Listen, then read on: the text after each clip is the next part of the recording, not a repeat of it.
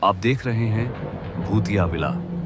दोस्तों, अगर आप चैनल पर नए हैं तो चैनल को सब्सक्राइब जरूर कर लें और साथ ही वीडियो को लाइक करके नीचे कमेंट बॉक्स में अपनी राय जरूर दें ताकि हम आपके लिए ऐसी ही भूतिया घटना और ला सके। तो चलिए बढ़ते हैं आज की कहानी की ओर। दोस्तों, आज की कहानी हमारे साथ शेयर की है भानुराम जी ने, जो अपने क्षेत्र के पटवारी रह चुके हैं। तो सबसे पहले पटवारी जी, आपका बहुत बहुत धन्यवाद अपनी कहानी हमारे साथ शेयर करने के लिए। दोस्तों, अगर आपके पास भी ऐसी कोई कहानियां हैं तो हमारे साथ जरूर शेयर करें। आज की कहानी में पटवारी जी बताते हैं कि जब हमारी गाड़ी अहमदाबाद से हिमाचल प्रदेश के लिए निकली तो हम सभी 6 जने बहुत ही उत्सुक थे अपनी ट्रिप को लेकर। हमने पहले ही यह तय कर लिया था, जिसमें हमारा पहला स्टॉप था राजस्थान में अजमेर की दरगाह। हम करीबन 18 घंटे के बाद अजमेर पहुंचे। फिर वहां से हमारी गाड़ी निकली, जो कि अमृतसर पंजाब के लिए अगला पड़ाव था। अजमेर से अमृतसर की दूरी लगभग 600 किलोमीटर की थी। हमारी गाड़ी हाईवे पर अमृतसर के लिए बढ़ रही थी और वक्त हो रहा था रात के 1 बजे का। गाड़ी में मेरे साथ एक मनीष, सुनील, अजय, दिनेश, नवीन और मुझे लगाकर 6 जने थे। अब हम सभी पर सफर की थकावट का असर होने लगा था। अभी सिर्फ मैं और मनीष ही जगे हुए थे। मैं गाड़ी ड्राइव कर रहा था तो वहीं मनीष फोन पर बिजी था। अभी हम लोग आगे बढ़ ही रहे थे कि मुझे गाड़ी रोकनी पड़ी, क्योंकि गूगल मैप जो आगे का रास्ता बता रहा था वह एक सर्विस रोड था, जबकि हम अभी तक सीधे हाईवे पर ही चलते आ रहे थे और आगे भी सीधा ही रास्ता था। अभी हम इसी कंफ्यूजन में थे कि क्या करें कि तभी दिनेश, हमारा दोस्त जो सो रहा था, वह उठते हुए बोला, अरे यार, गाड़ी क्यों रोक दिया यहां पर? फिर हमारी बात सुनने के बाद वह बोला, यार गूगल मैप जो रास्ता दिखा रहा है ना, उस पर चुपचाप चलते रहो। फिर मैं गाड़ी को हाईवे से उतारकर सर्विस रोड पर ले आया और हम उस सर्विस रोड पर आगे बढ़ ही रहे थे कि मुझे लगा कि रास्ता संकरा होता जा रहा है। हम अब तक हाईवे से 8 किलोमीटर अंदर आ चुके थे कि तभी अचानक ही मेरी और मेरे बगल में बैठे मनीष की चीख निकल गई। तभी मैंने तुरंत ही ब्रेक लगाया और गाड़ी वापस हाईवे की तरफ मोड़ ली।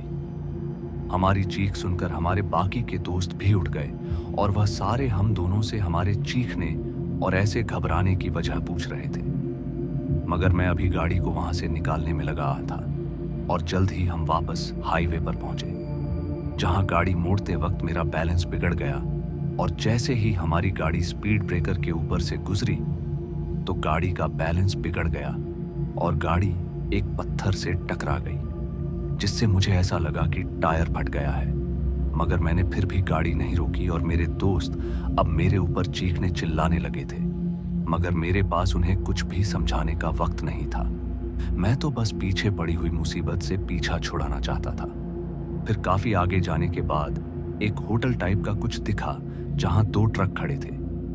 हमने वहां गाड़ी रोकी और फिर अपने दोस्तों को बाहर निकालकर गाड़ी की हालत दिखाई। गाड़ी का एक पहिया बहुत ही बुरी तरह से फट गया था। हमने वहां मौजूद ट्रक वालों से गाड़ी का टायर बदलवाया और फिर मैंने इसी बीच अपने दोस्तों को सारी बात बता दी। जब हम उस सर्विस रोड पर बढ़ रहे थे तब हमारे गाड़ी के सामने से एक खरगोश जैसा कुछ गुजरा था। खरगोश का नाम सुनते ही वो सारे बिना आगे सुने ही जोर जोर से हंसने लगे। इस पर मैंने उन्हें डांटते हुए कहा, अरे पहले मेरी बात तो पूरी सुन लो। वह खरगोश जैसा ही था, मगर एक बाइक जितना बड़ा और उसका सिर नहीं था और उसके गर्दन से पानी की तरह खून बह रहा था, जिस वजह से मैंने गाड़ी वापस हाईवे की ओर मोड़ ली। मगर वह हमारे पीछे आ रहा था और तभी मैंने साइड मिरर में देखा तो पता चला कि वह कोई खरगोश नहीं है, वह कुछ इंसान जैसा था। यह सुनने के बाद वह सारे डर गए और हम में से कुछ ने कहा, छोड़ो यार, ट्रिप रहने दो, घर वापस लौट चलते हैं। मगर अभी भी कुछ दोस्त थे जो पूरा ट्रिप करना चाहते थे और आखिर में हम सभी ने ट्रिप पूरा करने का मन बना ही लिया।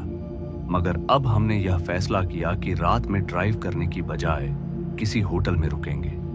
इसी बीच हमारी गाड़ी भी रिपेयर हो गई और फिर हम वहां से निकले। मगर अब ड्राइव करते वक्त हमें डर लग रहा था। अगले 1-2 दिन हम रात को किसी होटल में ठहरते और दिन में निकल जाते। ऐसे में हमें घूमने के लिए समय तो कब मिलता, मगर हम रात की मुसीबतों से दूर थे और फिर हम हिमाचल पहुंचे, जहां 3 से 4 दिन बिताने के बाद दोपहर के 2-3 बजे के बीच हम वहां से निकले। हमने लगभग अभी 90 किलोमीटर का सफर तय किया ही था कि रात हो गई, इसलिए अब हम रात बिताने के लिए होटल तलाशने लगे।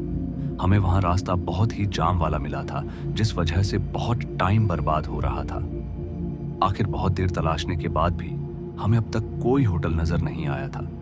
ऊपर से यह पूरा जंगली इलाका नजर आ रहा था।